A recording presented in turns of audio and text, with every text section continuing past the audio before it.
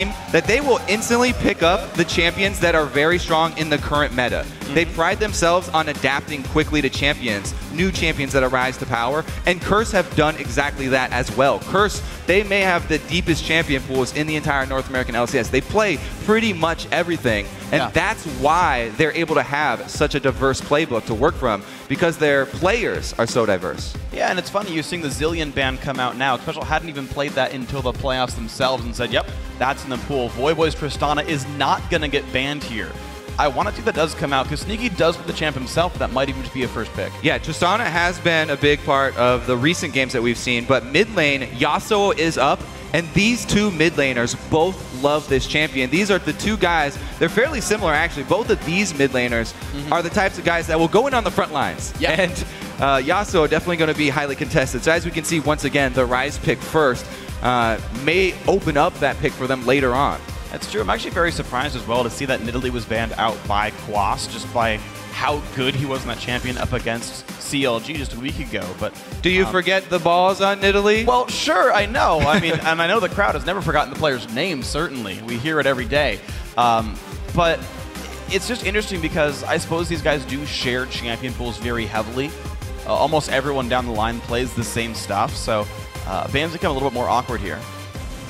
That does come with a lot of the teams following the same strengths of current champions in the meta, and a lot of the value that these teams put on them are very similar since they're all practicing together. Not these specifically, though, because you don't want to scrim against the people on your side of the bracket. This is interesting, though. So Curse actually are picking two uncontested champions here, basically. Lulu, not a champion Ball is going to play, even if they were to swap Ryze around. And, you know, again, champions like Tristana, champions like Yasuo still being available. The big three supports these guys are playing, the Braum, the Morgana, the Nami, like, none of these are being grabbed right now. Curse are taking plenty of time saying, we'll counterpick you on red side. Right. Not a lot has been given away yet. Because Ryze is a flexible pick for Cloud9, Curse don't really want to jump into anything too quickly. And picking up Kha'Zix is very safe at the moment. Nunu's already banned, and Kha'Zix has really risen to prominence among the junglers, with everyone favoring the max W first. We'll have to see if that ends up being the build Dominic goes for. Meteos played a whole crap ton of Elise recently. It's going to be, Zed comes in for a high blind picked. And he's happy about that one. Yeah. Stretching out his fingers here. You do need some very quick reactions with Zed. Some interesting recent changes to him. He really jumped up in popularity after the change to make his position after using Deathmark. Makes it easier for Zed players to catch their prey nowadays. I found it really hard to outplay him more as champions that are normally going to be very good in that anti-Zed duel, so we'll have to see how that battle comes out here. Voyboy still does have the Yasuo if he wants it, and no one's going to contest that anymore. But his Immaculate Tristana is, of course, off the table. Yeah, let's see what direction Curse want to go with this one, because Cloud9 are showing very strong late-game prominence here. They've got Tristana and Ryze already to scale up very well, and then Zed, they can use this as a split push. They don't have to use their top laner as their split pusher. If they get high, a good enough lead, they can easily lane swap and put him in a side lane once he's got Blade. We'll see if anyone from Curse is going to be able to handle that one. They're going to save Voyboy's pick until last. Very interesting to me to see that, but that's the case here. Lucian and Thresh come through in the bottom lane. All right, so Cloud9, they did a lot of good things so far. You know, taking away Trist is always good against Curse, but one of the things that Voyboy did give away in one of the interviews is that he was also practicing Corki mid. And they have tried variations of the two sort of AD carry champions in different compositions. This time around, I do not expect it though, because that would really, it would make Curse a really big mid-game front-loaded composition here. To try and make that push and put some pressure on them to end it before it got out of hand. Exactly. The only mid laner, semi-AD carry I'd see him be able to play here would be like Kale. Otherwise, you couldn't ever handle Zed late game, and you'd never be able to handle him 1v1 in general. So I don't think it's likely. Morgana does come through against Thresh. The Elise does come through for Meteos as well, so plenty of setup here for team fights. Right, and a couple of classics for Cloud9. Meteos and LemonNation, two of their most beloved champions here. Meteos does have a better win rate on other junglers like Lee Sin, but he definitely favors Elise, especially in solo queue. Definitely loves this champion. It also adds that double threat of skill shot CC, very long duration. He definitely popularized that cooldown reduction build with her. We'll see what he goes with this time around. Well, the hover is on Corki. You mentioned that might be the swap here for the double AD carry. Clicks on Yasuo, locks it in. Exhaust Yasuo coming in for a Voyboy, wants it after all. All right, we'll see how well they can pull that off, because the Lulu plus Kha'Zix is actually a very strong combo for the team fight for them to pull this off.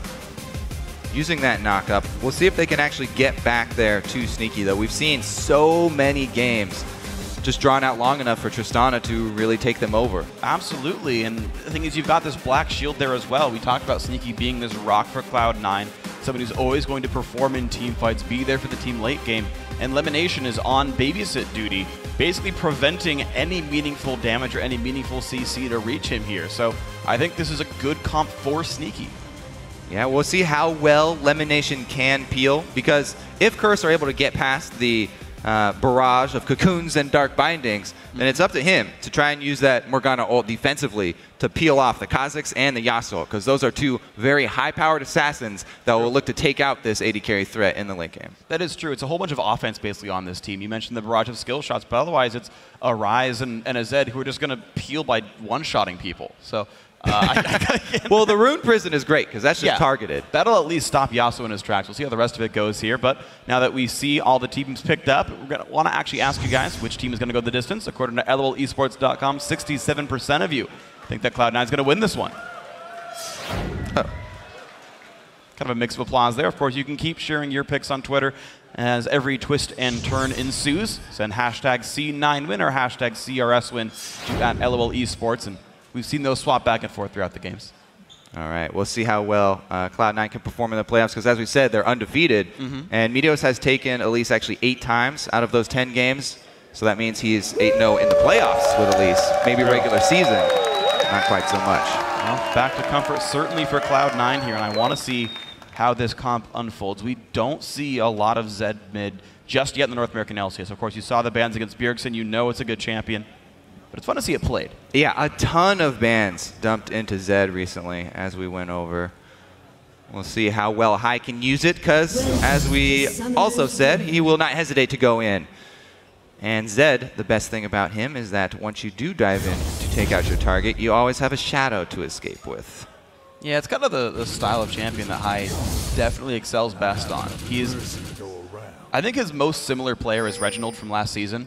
He's a mid laner who's going to take it upon himself to engage, even if he's a single target assassin, or like Karthus, and just tell the team, follow up on this. Don't worry, I made the right call here. And of course, Cloud9 very smart to trust him in his judgments. Cloud9's team fight's probably the best in North America. It really does show how all of Cloud9 listen to that one voice, especially early on in the game when the early team fights are crucial, and you can tell it, especially with the skirmishes mid. See if Meteos decides to try and get Balls ahead, though. As we said, Balls really preferring those damage-oriented carry top laners. Now he's got the opportunity here with Ryze. If he can get past the early game here and stack up his mana items. Well, I'm actually glad you mentioned the early game, because I feel like these two junglers have had very different styles. In the beginning of this year, Meteos from Cloud9 said, we're going to go back to early game. We're going to try to pressure early on. That's how the good teams are winning over in Asia. So we're going to try this style again. But since then, Meteos has played a much slower early game. I believe he has the highest CS at 10 of all junglers in North American LCS. He's back to farming the jungle, back when they joined the league in 2013. Whereas Dominate has one of the highest participations in the game, has incredible first blood stats, and Dominate does everything early on.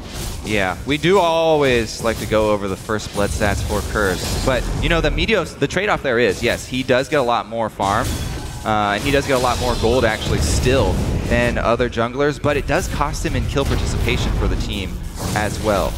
Cloud9 do have a lot more split-up kills. All right, but we will have the lane swap, as everyone can see, in the double jungles. Starting off for Curse. Different style though for Cloud9 though. I think Balls is actually already dual laning with LemonNation down to this bot side here, so more farms coming into Cloud9 right now. They do want to try and babysit Balls here, make sure that he can farm well in the early game, try and get him past this hump.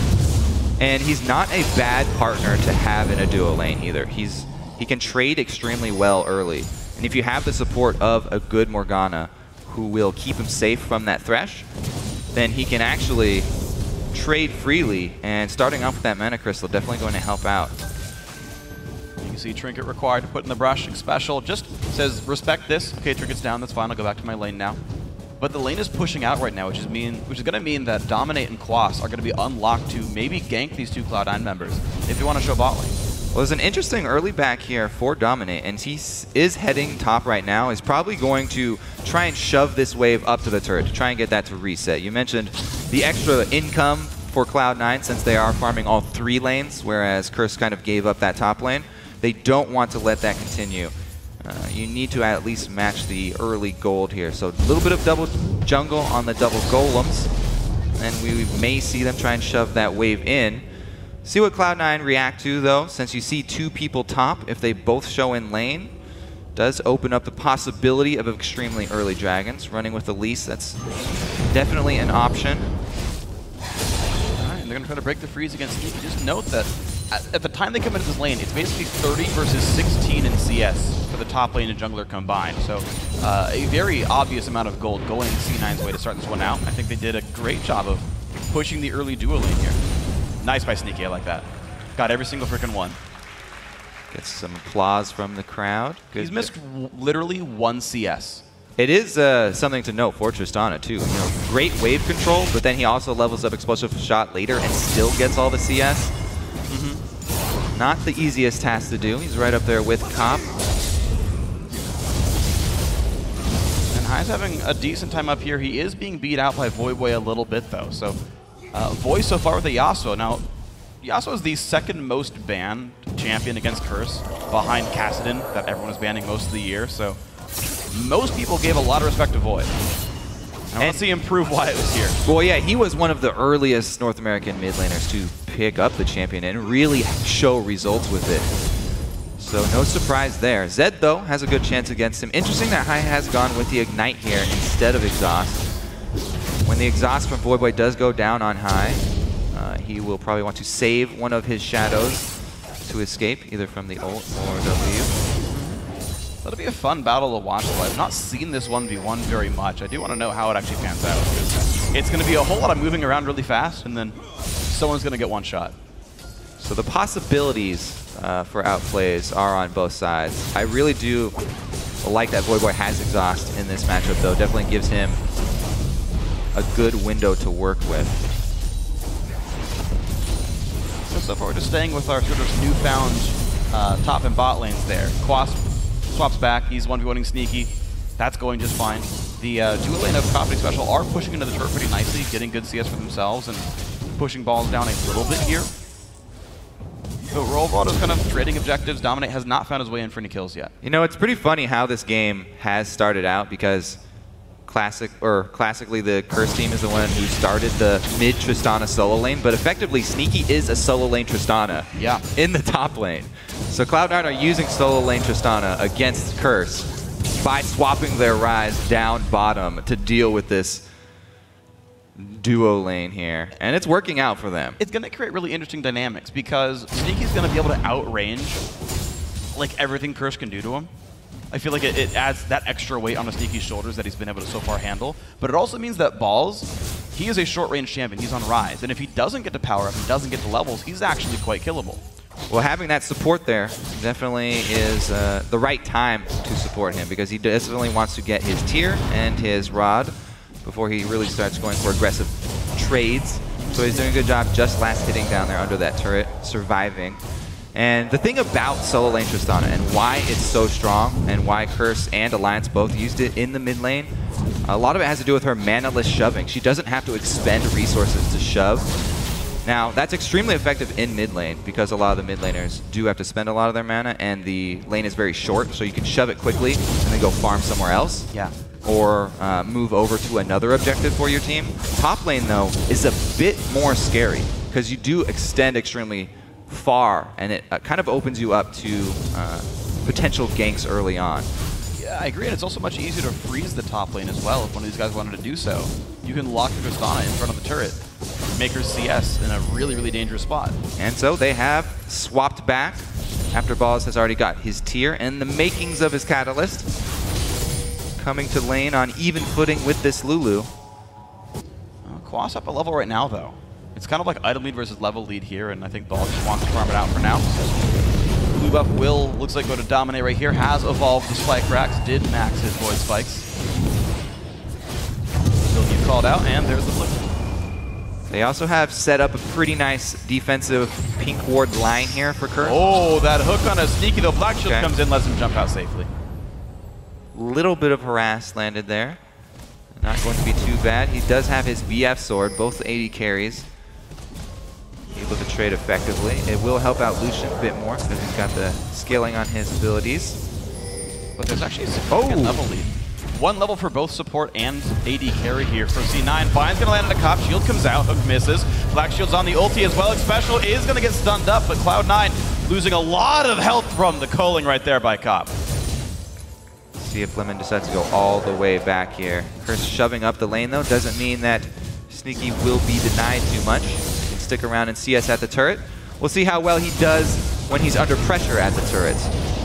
Dragon started out, but Meteos has wards on the area, so they can fight him off it. Well, Curse aren't exactly leaving right now, though. They maybe just want this fight right here. Cop comes in as well. Of course, LemonNation's already at half health with no ulti. TP comes in for a ball. Same for Quas. The battle has begun. In comes the engage. Rune Prison on high off the back lines. Now exhausted on both mid laners. And Voyboy is going to be first blood. That goes over to high. Xpecial caught out as well. Cloud9 start up 2-0. The Rune Prison on the Quas. In comes Sneaky in his face. There's a 3-for-0. Really dangerous play there from Curse to start this Dragon. I thought they were just going to get chased off it, but they stayed on, and the double teleports come in. A split second quicker for Balls, and Meteos almost lands the cocoon right on arrival of Quas's teleport. So they've got everything set up for Quas. He immediately has to try and get out of there, but Voyboy ults onto High and not able to take him down. Black Shield goes on him. They immediately answer the kill quickly, and then a nice binding from LemonNation to pick up one more. Good calculation there from Sneaky. Yeah. Using the ult, just enough damage left on his explosive shot active as well. Sometimes you can miscalculate those and look a little silly if you're on Lee Sin or Tristana. I do that too much. It's not a good habit. I can see it now, Freak. They just go across the wall and everything's fine. Oh, the crowd has remembered the top lane of C9's name. It's good. He's stacking up pretty effectively here. Yeah, he's doing just fine. 64 CS actually winning his lane now. And the thing is, despite the fact that it's, I actually don't want to say despite, it's a 3,000 gold lead, that's actually really relevant, but a lot of very great item power spikes just came in. High's got Brutalizer plus Cutlass versus not even a Shiv done yet for Void. Like, there's so much power on Cloud9 right now that they own this map. And there's one thing about Cloud9. Once they get an early lead like this, they don't sit on it. They press it extremely hard. You can see what Meteos has done with his build. Going into that Sightstone, they want to immediately get vision down in enemy territory because they have the advantage. They can take those early game fights, and that's how they bring small leads into much bigger leads in the mid game. They keep on forcing the issue, forcing their opponents to try and take fights while they are behind in items, using the small gold lead to open up bigger opportunities.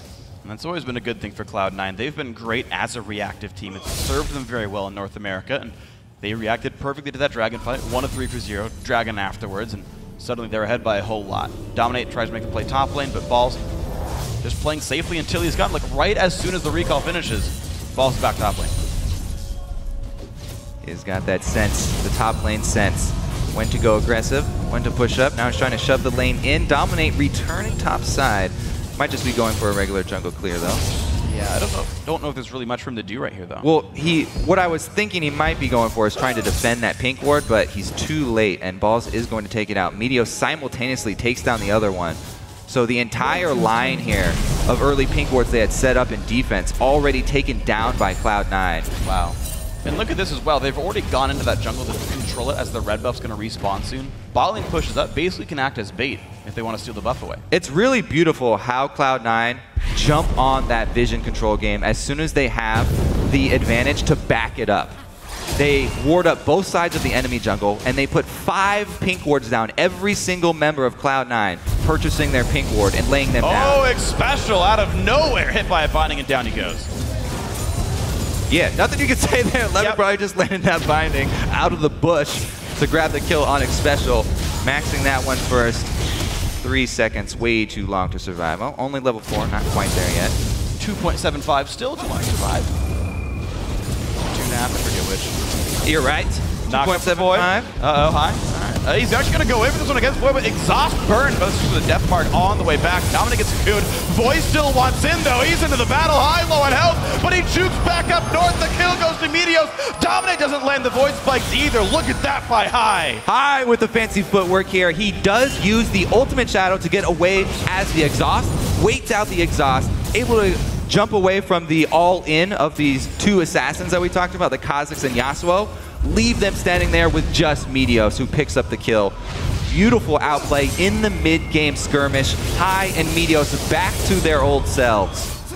Let's take a look here. Voyboy does go in, and High immediately, exhausted under turret, jumps out. So the entire duration of exhaust waits. A beautiful cocoon landed as well to buy time. And then High jumps back out of range of the missiles. Complete outplay, 5-0 for Cloud9, plus the Dragon went to them, so they have the exact timer on it. They've got plenty of vision down. Should be another pickup for them. We'll see how they force the issue on that Dragon spawn. 1 minute, 20 seconds left. So far, they've all been on the right page so far. Follows the giant scroll on his back. And there's a blue left foot over to High right here. So far, so good for the blue team. Kobe shaking his head. It wasn't very good, but I appreciate the acknowledgement that it existed. Sneaky and LemonNation also doing wonderfully in this bot lane. 2 kills, the eye edge already done before 15 minutes. I mean, what can you say except that Cloud9's been playing like the Cloud9 we expect in playoffs, where they win every time without dropping a map. And especially when their mid lane is doing good, because High is that voice for the team.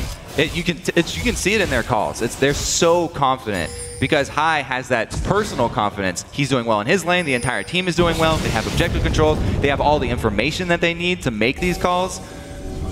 Immediately going to clear out wards. Meteos hates any sort of vision inside his jungle. Yep. 2 for 1 right there. Plenty of money earned.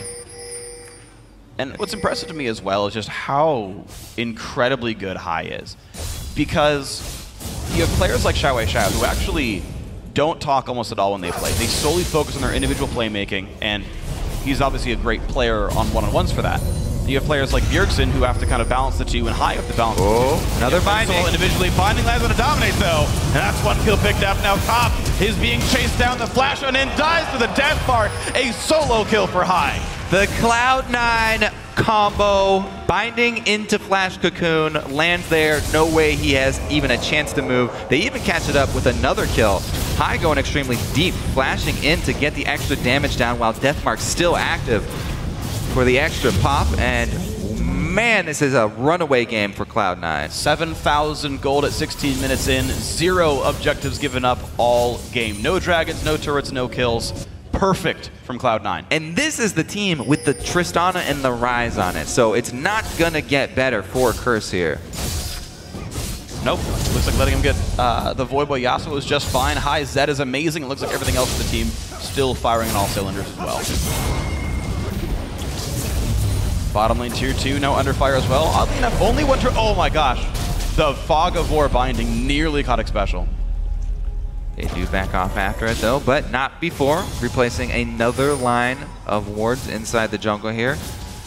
LemonNation as well doing his part. The double sight stones in effect for Cloud9. It's actually very interesting the way they're sort of playing it. You mentioned the 5 pink wards that have gone down for C9. Most of their pink wards are defensive. It's largely like, these are the defensive line of wards. Our sight stones are the way we're going to go in and steal vision control from you guys in your jungle. And a big part of that is because it's so easy for them to defend those pink wards on their side. It's so hard for Curse in the early game, when these pink wards were bought, to venture into Cloud9 territory, since Cloud9 had the early lead. And you can use defensive pink wards to bait people in to more fights and more kills. Let's see how they snowball topside though. It's the last outer turret remaining.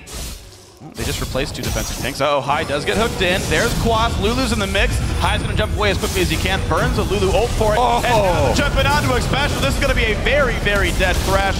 And off he goes. High now 3-0-3. 8-0 in kills. Cloud9 still crushing. Looks like they are going to collapse on top side.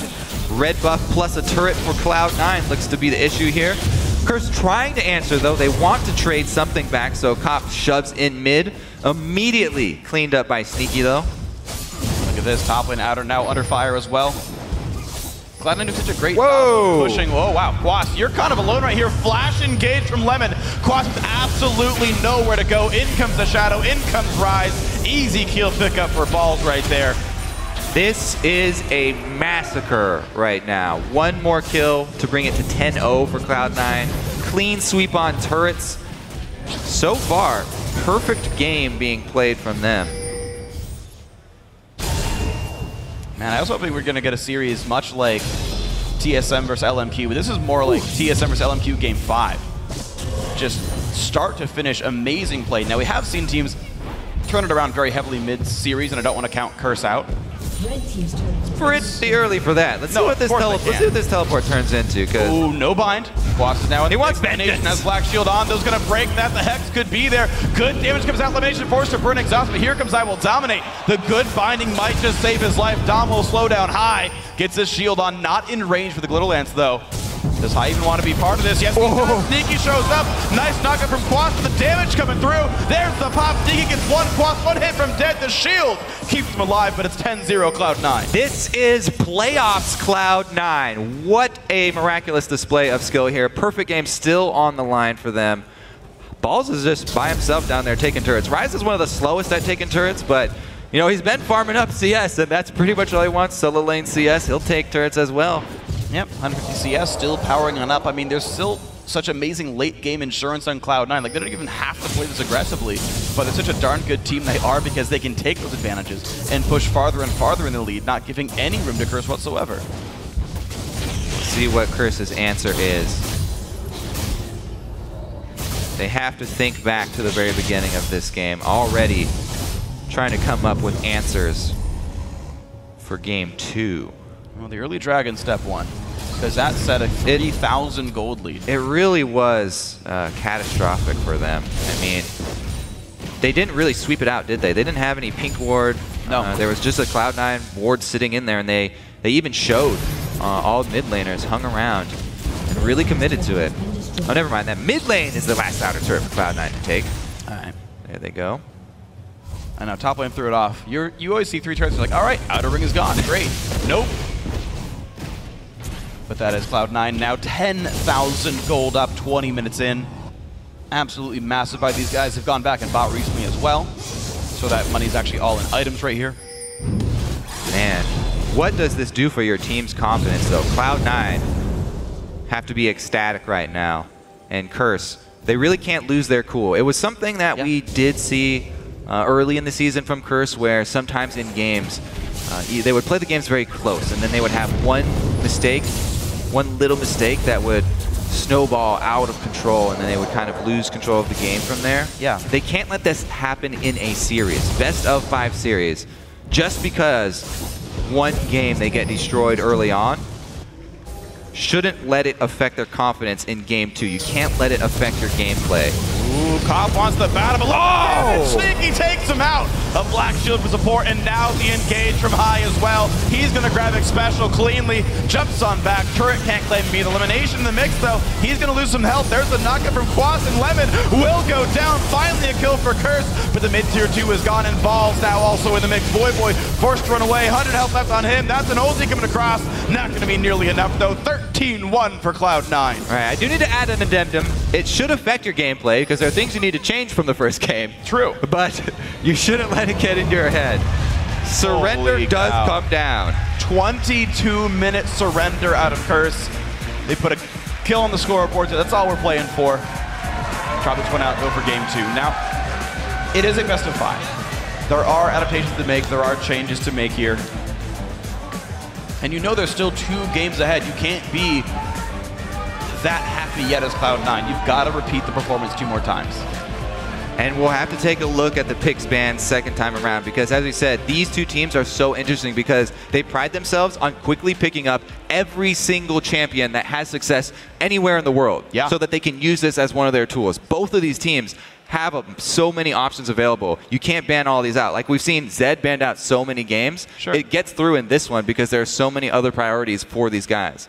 And that's the crazy thing as well. I mean, on one side, you can't even predict that high Zed was in the pool yet. He hadn't played it yet, to my knowledge, this split so far. But yeah, you're going to leave something else up if you ban the Zed. You're going to leave something else up if you ban the Ryze. You're going to leave even more crazy things out for Cloud9. The Nidalee, the I believe Maokai banned out as well. Like all these important champions were waiting in the wings if you drop one of those bans here. So yes, I think there's much more still in the pool for C9. But